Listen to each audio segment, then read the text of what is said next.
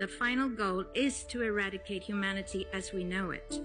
Once you understand the final destination, it becomes much easier to look back and identify the psychological conditioning, the biological tampering, the cultural grooming, and the educational prepping that we have been subjected to for decades in preparation to making us accept a post-human future.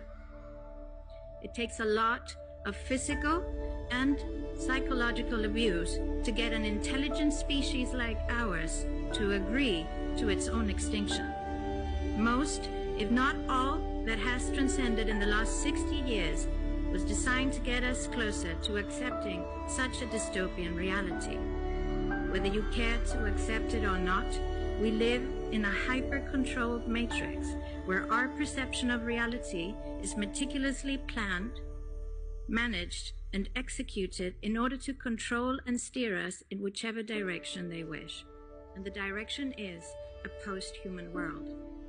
For this, they first needed to destabilize, dehumanize, and demoralize humanity through every means possible.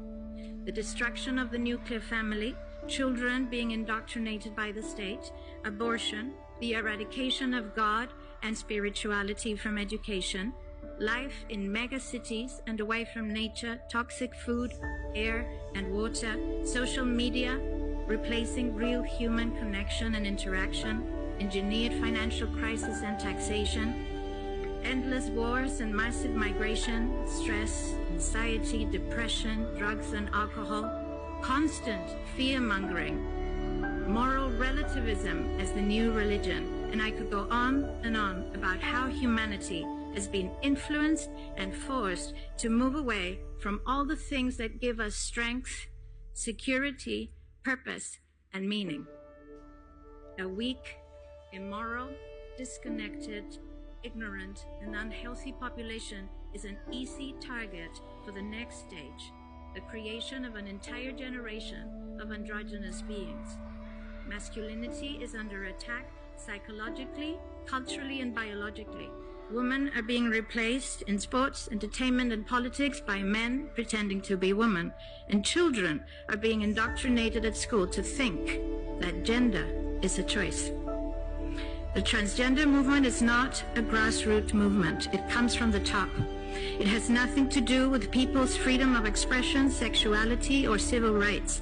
It's an evil psyop with a clear agenda to get us closer to transhumanism by making us question the most fundamental notion of human identity, our gender.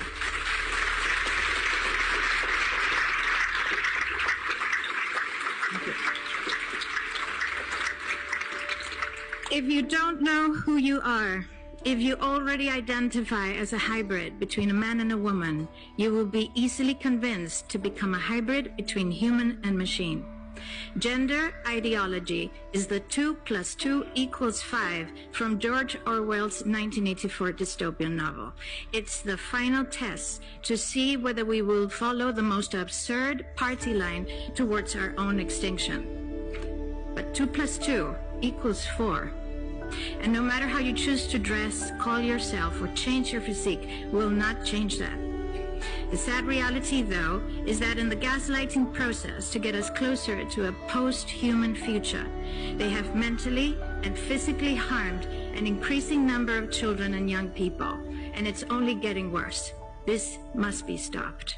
Ooh, that was a lot, so take a deep breath. And yeah, a lot of what she said reflects the timeline that we're living in now. But here's the thing that I want you to understand. Fear is not the point. Awareness is the point. Number one, focus on you, not them. We already know the powerful people make preparations, bunkers, hidden locations, contingency plans, but that is the old world energy. Your soul didn't incarnate to obsess over what the elite is doing. You came here to remember who you are in the middle of all of this. Number two, this is a timeline, not a doom prophecy. So everything that she's described, the confusion, the division, the spiritual disconnection, the loss of meaning, the technology overwhelm, these are markers of a timeline shift, not the end, the transition. Number three, the waves of volunteers. Now this is where it gets exciting. The waves of volunteers didn't come randomly. They came with instructions, just like Noah when he was told to build the ark before anyone believed him. Volunteers heard the call long before the collective understood the mission. They are guided from within, not to escape, but to prepare consciousness for transformation. Wave 1, the groundbreakers, the first boots to hit the ground. Born between the 1940s through the 1960s, they came to hold the vibration steady during humanity's densest era. They came to anchor the light where there was none. They came to rebuild the energetic grid after chaos and trauma, and they came to carry the memory of past falls to say, not this time. They were the silent Noahs, preparing for what's coming before anyone else believed it. Wave 2, the healers and the harmonics, born from the 1970s through the 1980s. They came to soften the planet, the emotional body of the planet. They came to heal ancestral and collective trauma. And they came to hold the peace in a world addicted to conflict. They also came to prepare humanity to receive higher frequencies. Their instructions: bring peace into the places where peace was forgotten. Wave 3, the system breakers, born in the 1990s through the 2000s. They came to challenge outdated systems, to refuse to conform to the old world, to trigger awakening through authenticity, and to rewrite education, spirituality, relationships, and identity. Their instructions: don't fit in, break the mold.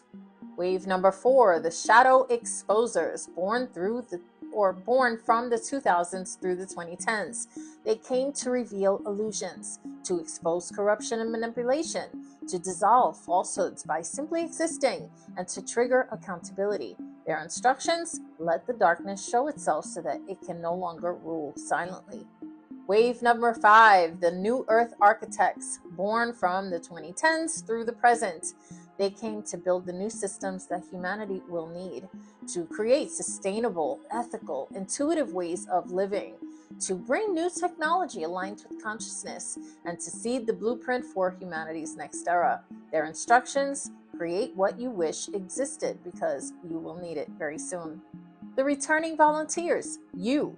These are the advanced souls, many of you that are watching right now, the ones who have lived through ancient collapses. You watched civilizations fall.